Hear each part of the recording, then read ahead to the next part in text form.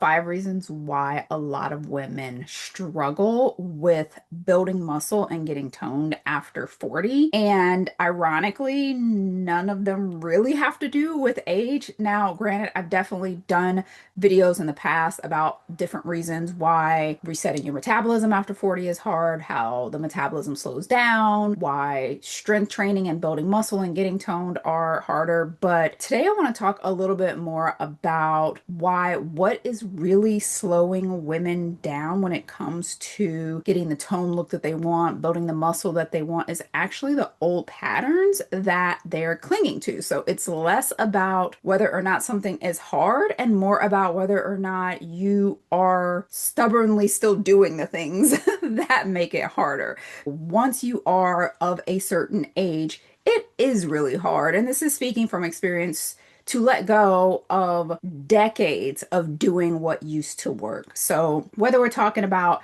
cutting out carbs or chasing cardio or eating 1,200 calories or whatever the case may be, all of the things that I talk about in all of my other videos, so feel free to check those out. Like, yes, maybe at 25, you did those things and they did something. Maybe even at 35, they were still kind of sort of doing something.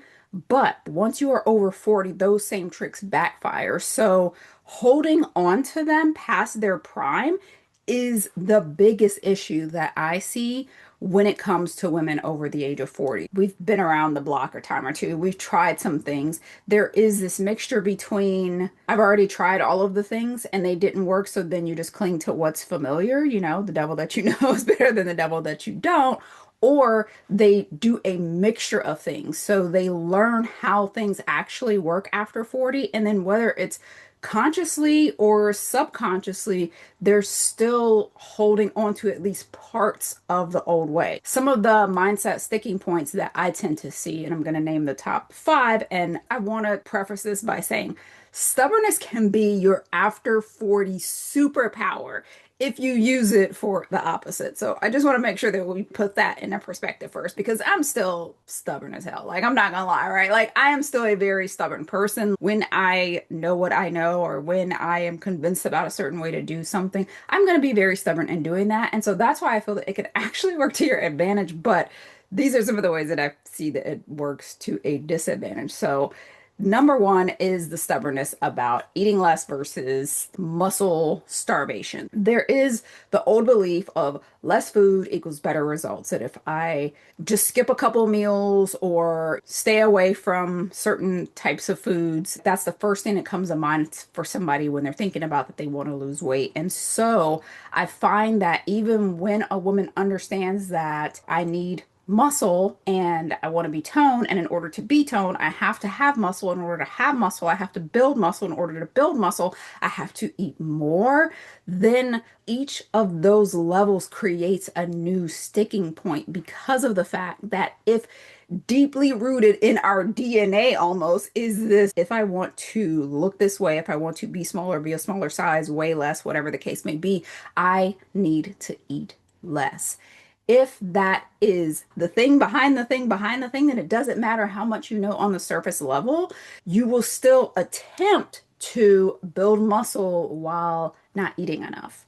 And even if they're eating at maintenance, like the idea of going into a surplus or the idea of doing a metabolism reset really butts up against that stubbornness of, I don't want to gain weight. If I gain weight, that's doing the opposite. Or if I'm eating more, I'm going to gain weight, which in the case of building muscle, yes, you would have to gain weight. That's really a part of it. There is no escaping that part. So that stubbornness about eating less, that stubbornness of trying to find the next diet to fix the problem that diet started, is going to actually sabotage the result. If you were to actually reframe that same stubbornness, that same discipline in doing the thing that you know is actually making the problem worse, if you put that same stubbornness into eating more and eating enough protein and hitting the amount of food for your goal, whether it's maintenance or above in the case of wanting to build muscle, that same level of stubbornness would actually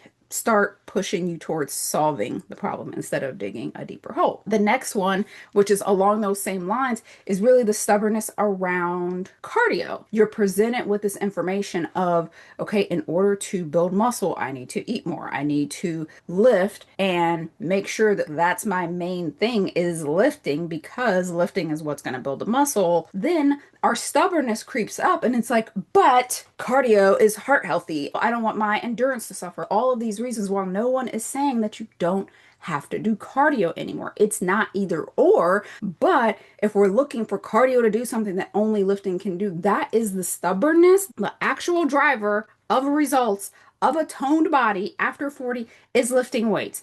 If we're just trying to find workarounds or secretly making our lifting into cardio sessions, supersetting everything, making everything circuits, doing boot camps, like sneaking in ways to add cardio because of the fact that the thing that we know about fitness is sweat, is our heart pumping fast, is these old school beliefs around what fitness and fat loss actually entail. When, in order for you to have a higher metabolism, have a toned body, you need muscle, you need to lift weights. If you don't want those things, then obviously, no, you don't have to have them. But that's what I'm saying is for the people who actually want these things that are letting their stubbornness get in the way. So again, that's something that if you reframe it, if you had that same stubbornness, that same discipline, that same persistence in building that new identity of like, I don't miss my lifts. Yes, I will still go for my runs. Yes, I'm still going to join my yearly marathon that comes to town or that I go to town for. I'm still going to do my Couch to 5K program with all of my friends that are doing something. I'm still going to go to my Zumba class, whatever the thing is. Like, yes, I'm still going to do those, but I do not miss my lifts. I am serious about building muscle. I am serious about getting toned. Nobody's going to hold me back from getting in the gym and doing what I need to do. Like, that stubbornness can work for you. It can become the superpower when it is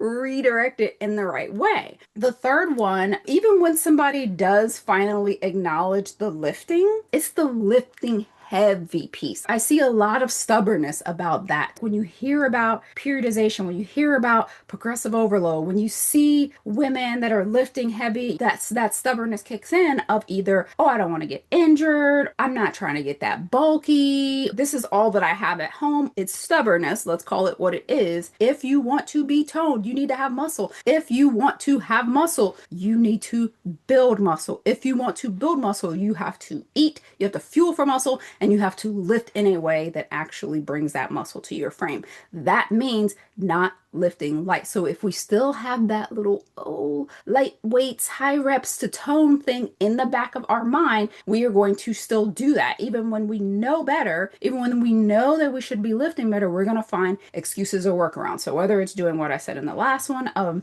supersetting things, boot camping, and all of the like, taking a weight that was maybe when you started doing some weights and boot camps 3 to 5 years ago, a certain weight was heavy for you. Or maybe because you're supersetting something, it seems heavier. Because you're doing 30 reps, it seems heavy. It is not still heavy for you. So moving on when the weight is too light, and I've done videos before about how heavy is heavy, so I'll definitely like link to that, because nobody's saying that you need to get injured, but I'm also saying like we have to be able to call ourselves out. We have to be able to be like, I've been lifting this 20-pound dumbbell for 5 years, 10 years, 20. It's not heavy anymore. If you've been lifting it for that long for the same exercise, that is not heavy anymore. Just because it is all you have at home, just because it was something that was super heavy to you before, just because it sounds heavy in your head, just because you feel the burn when you do 47 reps with it, doesn't mean it's heavy. Get a heavier weight.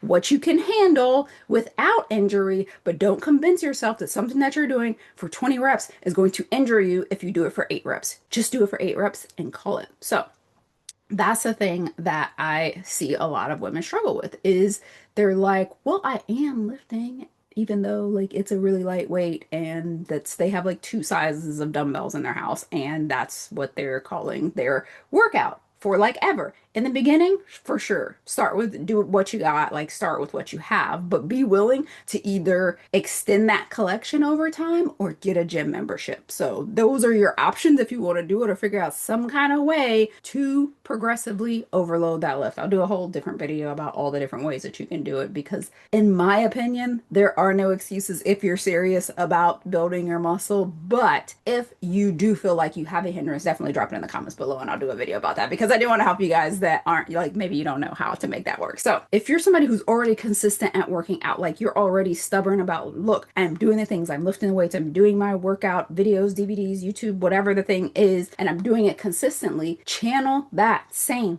discipline, stubbornness, whatever you want to call it, into progressive overload, into I will not be lifting the same weights in week 4 that I'm lifting in week 1 of this program. Period. End of story. I'm going to be stubborn as heck about that. That is something that I do. Like, that's where I call myself out. If I'm still like 2, 3 weeks into a program, I'm like, why am I still lifting this same way? This is what I was lifting in week 1.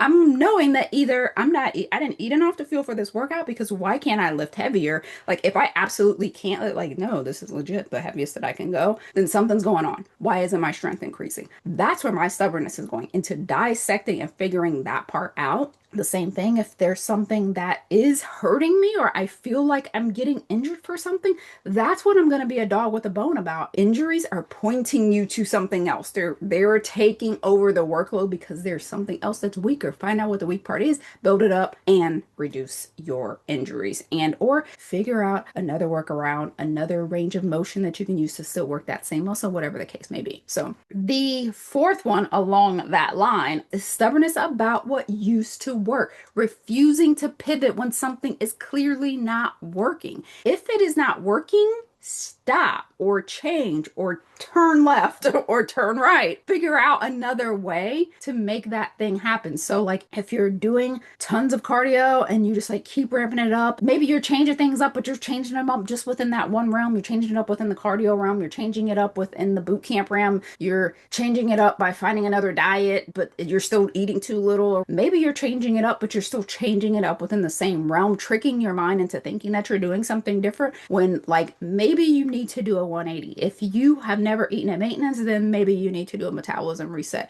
If you have been dieting for longer than you can remember, then yeah, it's probably time to take a break, do a metabolism reset, build some muscle. If you've never done a muscle building phase, it's probably time to rebuild. You can still be stubborn, just apply it to the next thing. Apply that stubbornness. If you're the person that's, I'm going to extend my workouts, I'm going to do 2-a-days, I'm going to eat less, I'm going to like, and you're so determined and you are working your butt off. Kudos to you. That is my favorite type of person to work with because then all we have to do is make one little tweak and we are off to the races because that's usually the person that has the best results because when they just reroute their stubbornness, they are a dog with a bone about building muscle or resetting their metabolism or whatever the thing is. That's why I actually am and love that type of person. So that's why I'm speaking to you. This isn't from a place of like, you're doomed. This is from a place of like, girl, this is how we do it better is by taking that stubbornness and rerouting it. So pivot when something isn't working.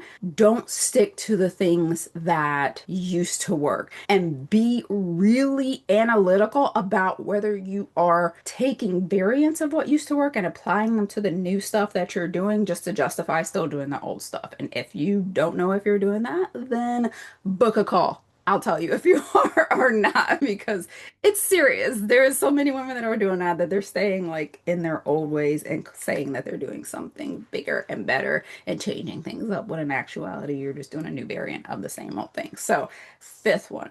This is one that I struggled with for so long on my own, and this is the one I'm gonna go out on a limb and say 97 to 99% of my best clients struggle with, and that is DIY. Proving that I can do this on my own. I am self-made. Most of my clients, they're like me. They're the oldest child. They're independent. They are the one who holds things together for everybody else. So they really have this where A, even if you do ask somebody for help, they're kind of like, you need help. Oh my gosh. And they're putting their judgment all over you. But B, you're also judging yourself. And so there's always that I can do it on my own. I can figure this out. I can Google this. I can do the research. I can, because of the fact that, like, technically you can, but girl, how much time are you wasting doing that? How much time are you giving of yourself to somebody else to solve their problems almost instantly and then taking 5 years to solve yours? That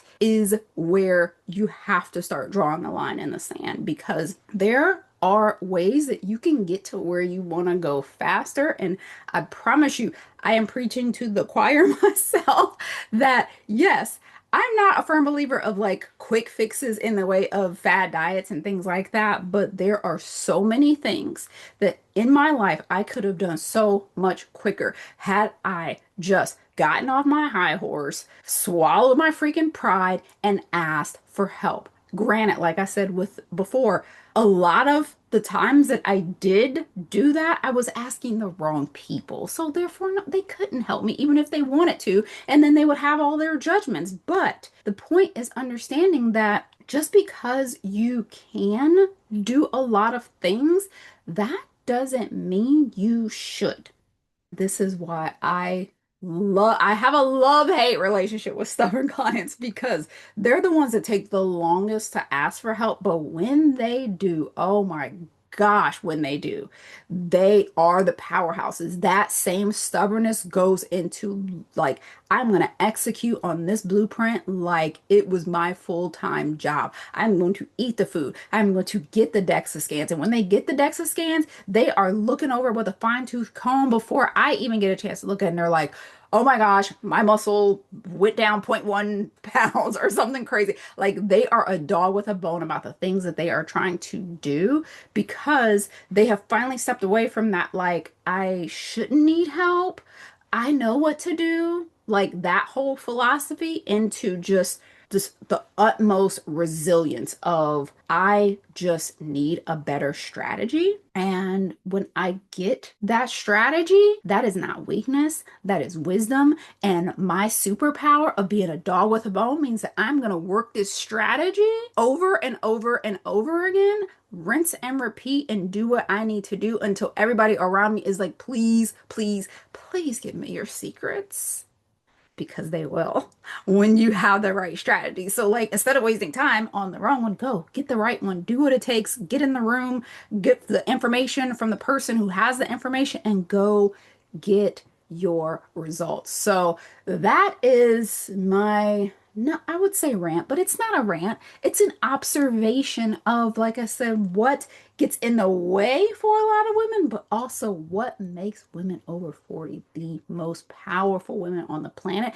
and why, when they set their minds to it, they can get better results than women in their 20s, 30s. And like I said, even my 50s and 60s clients, they still, same thing, can have better results than the women that are in their 30s and 40s. When a woman draws that line in the sand and says, this is what I'm doing, then stubbornness isn't a problem. It's actually a strength, a huge strength. The problem is just where it's being directed. So if you're somebody who has been dealing with that and you've been stuck dieting for decades and any of that ring a bell, or you're still holding on to things that you clearly know don't work, know that you have that persistence. You have the persistence to build muscle. It's just about applying it differently, applying it to the right things. So when you find yourself dealing with that, if you ever find yourself dealing with that, like really ask yourself, okay, is this my stubbornness that's keeping me stuck? And then how can I flip it? How can I redirect that so that I can get the results that I want? So that I can finally get the muscle mass that is required for me to have the fast metabolism, so that when I lose the fat,